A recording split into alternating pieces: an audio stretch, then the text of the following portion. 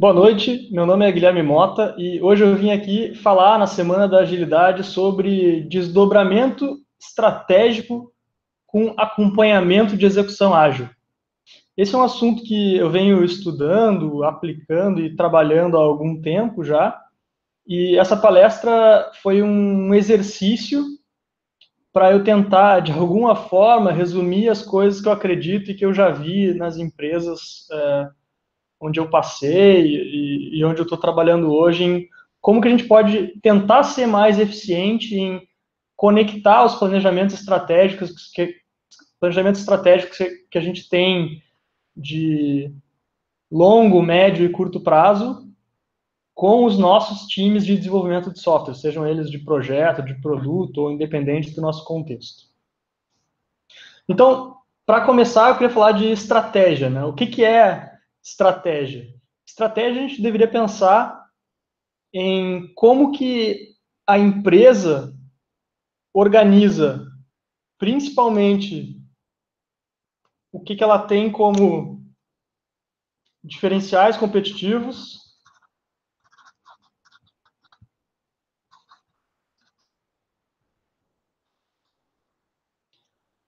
as vantagens que essa empresa tem, que são gerados para os seus clientes, consumidores e clientes, as suas linhas de negócio. Então, que tipo de mercados ela está inserida, que tipo de produtos ela tem, e quais as capacidades que essa empresa tem para atender as demandas de mercado, para atender seus clientes e gerar os produtos. Então, quando a gente fala em estratégia organizacional, é esse tipo de coisa que deveria estar coberto nesses planos. Planos de 1 ano, de 5 anos. Quais são as grandes coisas que a gente quer atingir, que a gente quer fazer nesse prazo, nesse meio tempo? Então, quando eu falo de planejamento estratégico, é sobre isso que eu estou pensando e a gente precisa entender isso para que a gente consiga desdobrar e aproximar isso para a realidade dos times de desenvolvimento que estão lá no dia a dia, no chão de fábrica, entre aspas, puxando histórias de usuário, trabalhando em funcionalidades dos nossos produtos, dos nossos sistemas, dos nossos serviços, das nossas plataformas. Então, quando a gente tem esse tipo de visão organizacional, que é mais macro e alto nível, a gente passa para uma outra esfera, que é a gente entender uma determinada área de negócio. A gente tem uma área de negócio X, e essa área de negócio tem os seus respectivos clientes, que podem ser representados, por exemplo, por personas. Esses clientes, eles fazem parte de um mercado. E esse mercado é onde a empresa vai estar competindo para vender os seus produtos, vai estar competindo para aumentar a sua gama de clientes e expandir a sua atuação. Essa área, ela também tem que ter, de alguma forma, uma clareza. Quais são os seus diferenciais competitivos? O que essa área oferece para os clientes da organização? Então, uma das formas de compilar isso é por meio de um elevator pitch,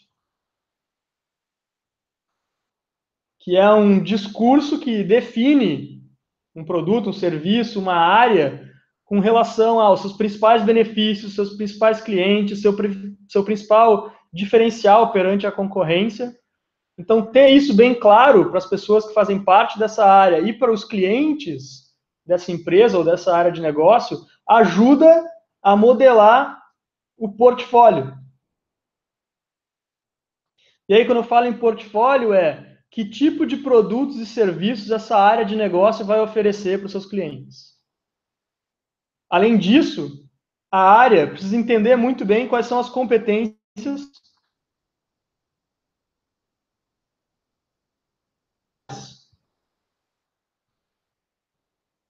Então, aqui eu estou querendo falar sobre uma determinada área de negócio, de um segmento específico, que tem uma necessidade de desenvolver um novo produto em uma tecnologia nova para a organização, por exemplo. Então, quais são as competências necessárias que os desenvolvedores daquela empresa precisam ter para conseguir criar esse produto de uma forma eficiente? Dentro da área de negócio, a gente tem que ter visibilidade sobre essas coisas, que já é uma granularidade diferente do que aquelas coisas que a gente estava falando no nível corporativo ou no nível empresarial. Então percebam que a gente veio de algo bem grande, bem alto nível, que é coisas que impactam na estratégia da empresa, para descer um nível e entrar num escopo de área de negócio ou domínio de negócio e entender melhor o mercado, quem são os nossos clientes, o que a gente está oferecendo, qual que é o nosso roadmap aqui, né?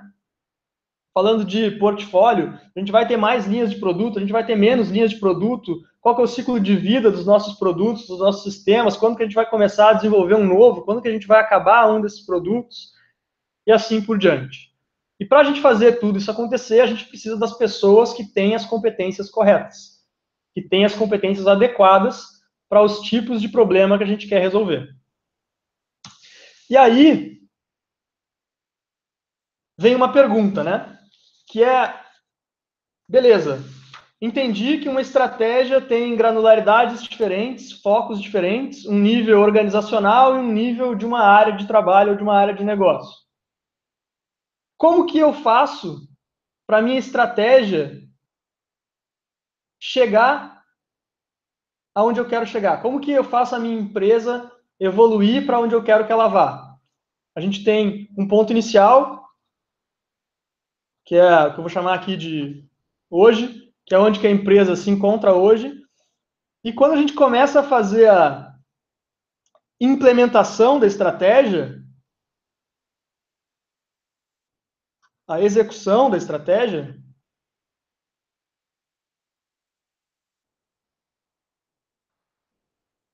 para chegar onde a gente quer chegar,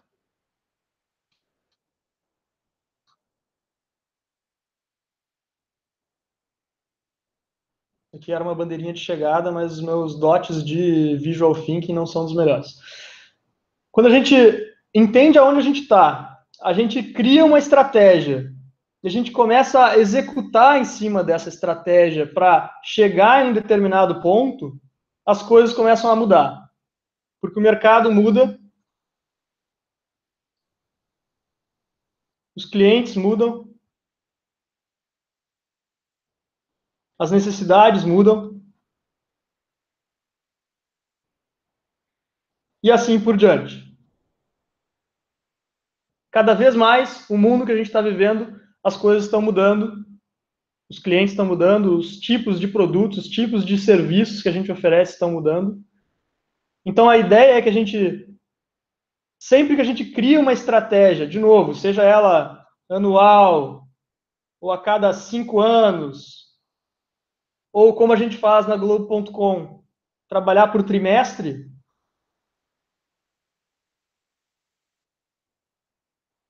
ou por quarters, que a gente chama, porque a gente usa do inglês, a estratégia não pode ser definida na pedra.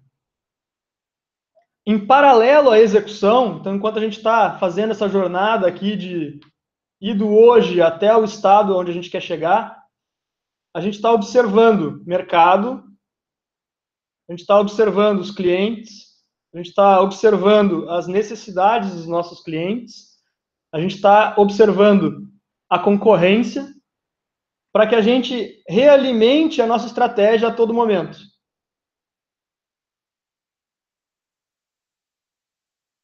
A nossa estratégia precisa estar sempre sendo revisitada e atualizada com as coisas que estão mudando, para que a gente chegue, talvez não aqui onde a gente imaginou que a gente deveria chegar, ou que a gente gostaria de chegar inicialmente, mas, sei lá, aqui, que é um lugar mais interessante e o sol é mais bonito.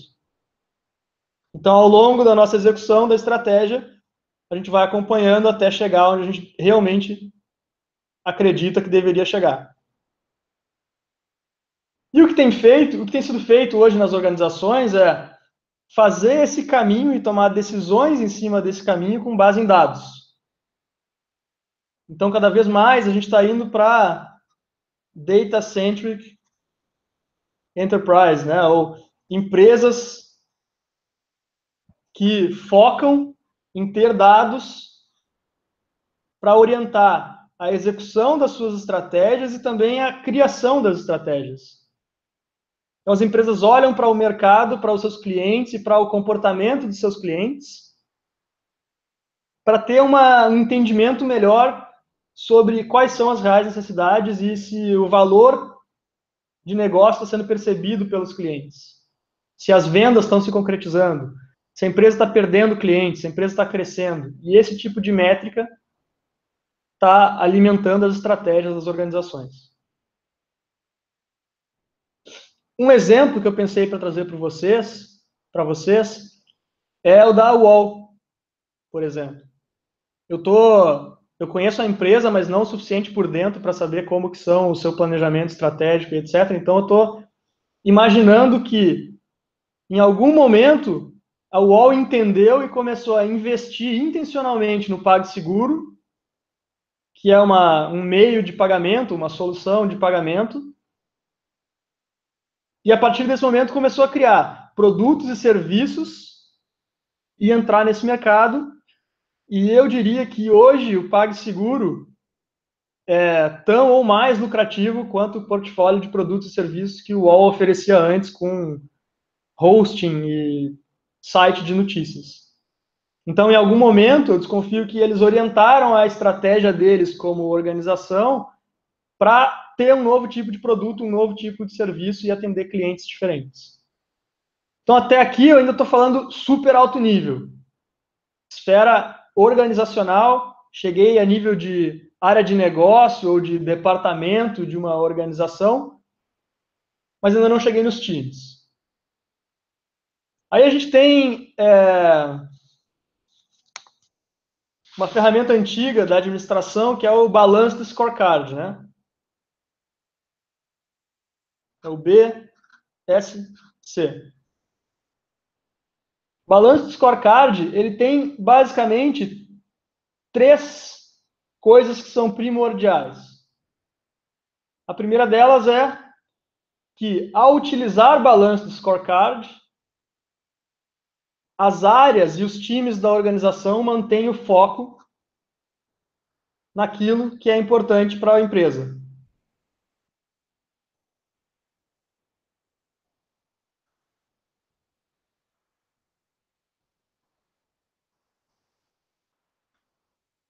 Segundo,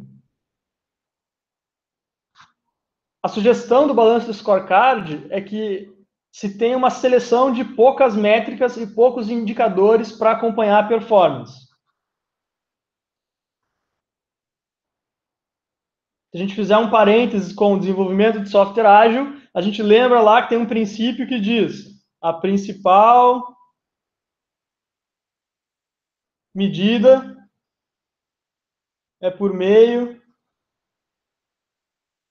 da entrega de software funcionando.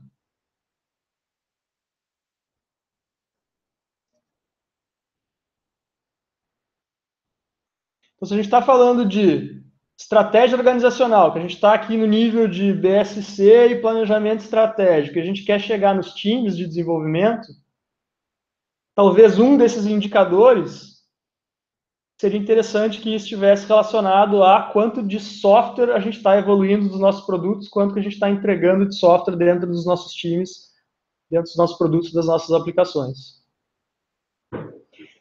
E a terceira característica de BSC é que esses indicadores, esses números, eles devem estar divididos em números que representam grana, dinheiro ou resultado para a organização e outros números, que podem ser indicadores de negócio. Aqui eu não quero entrar a fundo para falar sobre métricas, já tem uma série de pessoas falando sobre esse assunto, é um assunto bem interessante, e a ideia não é que se tenha métrica para tudo, mas a moral é que, utilizando o balanço do scorecard, a sua empresa acaba com um dashboard, mais ou menos assim, onde se tem objetivos que estão conectados e estão desdobrados. Ou seja,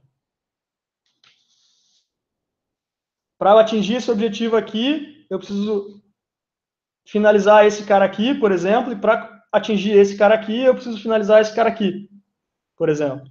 E para atingir esse cara aqui, eu preciso ter esses três, e esse aqui atende a um outro objetivo de negócio, por exemplo, na minha organização. Todos eles, eu tenho algum tipo de métrica ou de número. Então, aqui eu posso estar falando, por exemplo, de ter 1 milhão de usuários, e a gente vai dizer, por exemplo, que o nosso atual é 500 mil.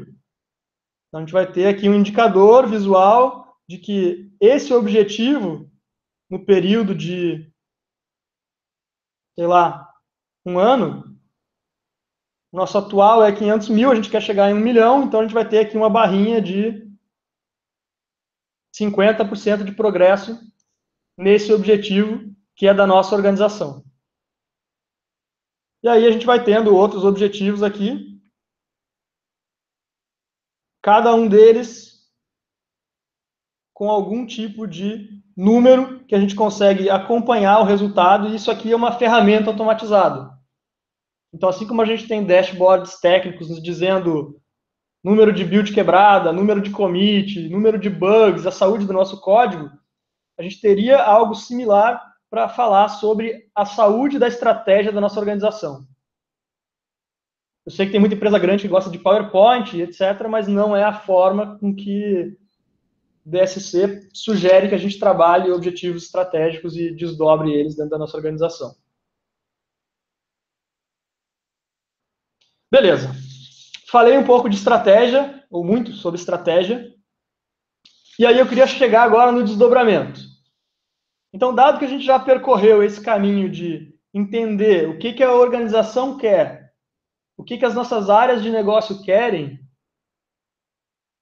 uma das abordagens que a gente tem para fazer isso é quebrar isso em granularidades menores.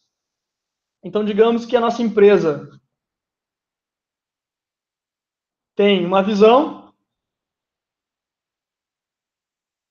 de um ano, por exemplo, de onde que a empresa quer chegar e o que a empresa quer completar nesse um ano. Na Globo.com, a gente desdobra esse um ano em 4 trimestres, que a gente chama de quarters. E sempre que a gente inicia um trimestre,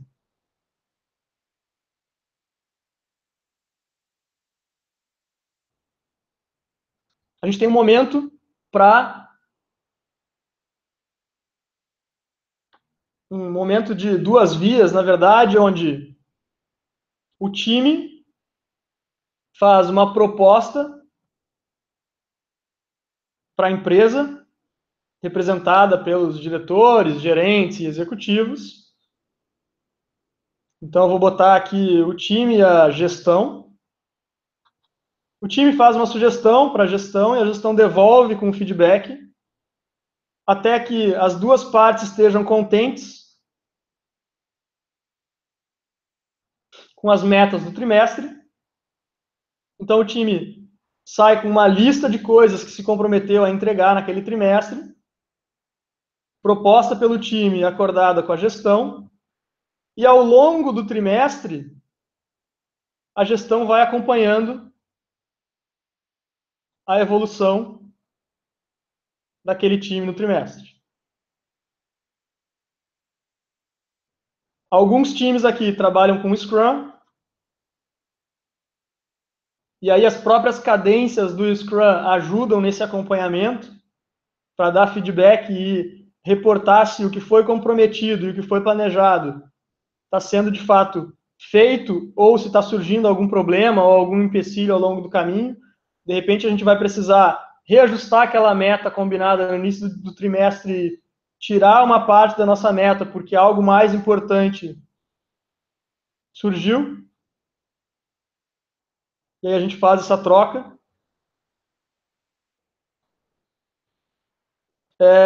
Alguns times trabalham em fluxo contínuo, então numa estratégia mais de Kanban do que de Scrum, tem o seu backlog de produto, tem as suas metas do trimestre, e o trabalho vai sendo puxado e vai sendo acompanhado conforme o dia a dia, utilizando questão visual, limites, etc. No final do trimestre, a gente faz uma cerimônia que a gente chama de Big Review, fazendo alusão ao Big Brother, né, que é um dos nossos produtos, onde a gente para todos os times da área de TI da empresa para mostrar o que o time fez com base no seu planejamento do trimestre. Aí a gente começa esse ciclo de novo de planejamento trimestral, onde no início do trimestre a gente vai fazer uma proposta de novo do time para a gestão, e a gestão vai responder com feedback para o time, até que se saia com algo que são as metas que representam o comprometimento do time para ser entregue no final do trimestre. Falei, né? Alguns times trabalham com o Scrum e aí dividem o seu planejamento em time box de 2 semanas, fazem uma planning e vão refinando, pegando esses objetivos do trimestre, se fosse épicos ou grandes entregas, user stories menores. Aqui a gente tem uma user story 1, uma user story 2. Aí essas user stories são quebradas em tarefas menores.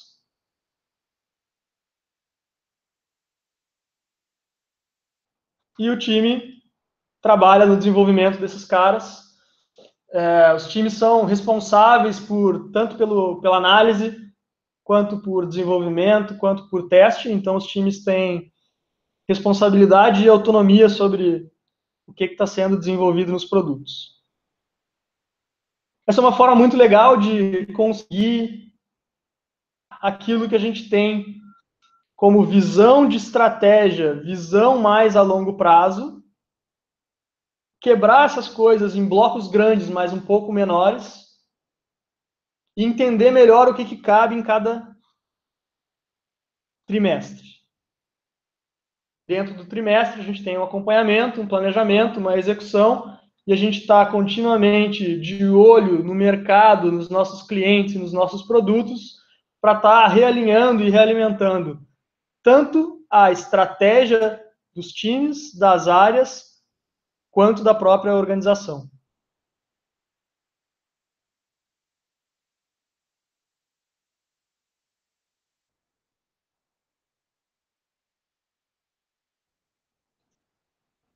Bom, pessoal, de maneira geral, acho que era isso que eu queria compartilhar e trazer um pouco da minha experiência para compartilhar com vocês.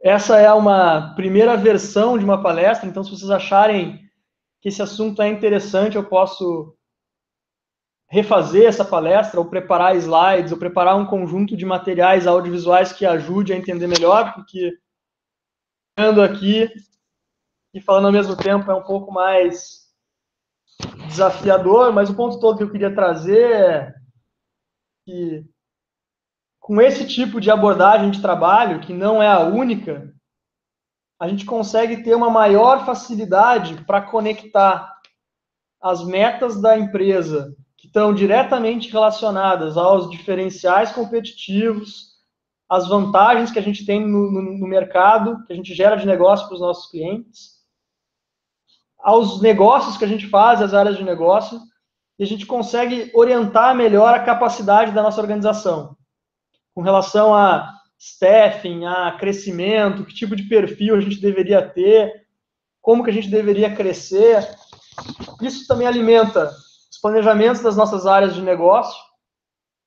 A gente fica continuamente olhando para os nossos clientes ou atualizando as nossas personas, entendendo o nosso mercado, quem são os novos entrantes, as empresas que estão surgindo ou deixando de existir.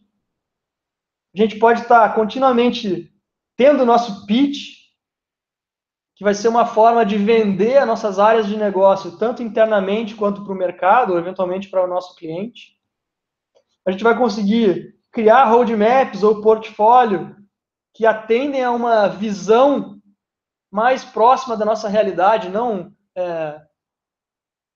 pensando em 5 anos para frente ou 1 ano para frente, porque até lá muita coisa vai mudar. Então, se a gente consegue reduzir esse prazo e ter uma velocidade maior em se adaptar às mudanças de mercado, em entender o mercado, a gente consegue ter benefícios diferentes para os nossos clientes e consegue trazer mais valor para nossas áreas de negócio. Pensando em pessoas, né? Entender esse portfólio e pensar em que tipo de competência a nossa empresa deveria ter, nossas áreas deveriam ter, para a gente atingir uma determinada meta estratégica. Até que a gente chega na execução dos times. Então, como que a gente organiza a nossa visão mais a longo prazo de negócio em um roadmap, em um backlog que vai chegar no nosso time até o nível de história de usuário e tarefas, aonde os membros do meu time de desenvolvimento, os desenvolvedores, eles vão ter visibilidade que essa tarefa aqui está relacionada com essa história de usuário, está conectada com essa meta desse trimestre, desse ano de 2017, e isso é importante porque isso está conectado na nossa visão de negócio a longo prazo. Seja ela de 1 ano, de 5 anos, ou o porquê, o propósito da gente estar fazendo essa feature ou modificando esse produto, fica mais claro, isso motiva as pessoas e faz com que a gente tenha resultados muito diferentes. Faz com que essa equipe, esse time, fique ainda mais motivado por ter clareza sobre seus objetivos, sobre seus propósitos, sobre as suas metas. Ter times motivados é outro dos princípios da agilidade. Então, tudo isso que eu estou falando, embora eu tenha compartilhado com vocês coisas muito antigas, como, por exemplo, o balanço do scorecard, não como sugestão de uso, mas para reflexão do que a gente deveria ter com relação aos nossos planejamentos estratégicos, está muito conectado com princípios de agilidade, que é o motivo do agilidade.org existir, que é o motivo da gente estar tendo essa conversa aqui, que é o motivo da gente estar tendo essa semana de palestras. Então, era isso que eu queria trazer para vocês. Espero que seja útil. De novo, meu nome é Guilherme Mota. Fiquem à vontade para me procurar no LinkedIn, me mandar e-mails. Meu e-mail é gfcmota@gmail.com. E se acharem um assunto interessante, se tiverem chegado até o final desse vídeo, me avisem. Vai ser uma forma de eu ter feedback e aí eu posso trabalhar em uma apresentação sobre esse assunto que atenda as necessidades de vocês e seja interessante para vocês também. Muito obrigado e boa semana da agilidade aí para todo mundo. Valeu!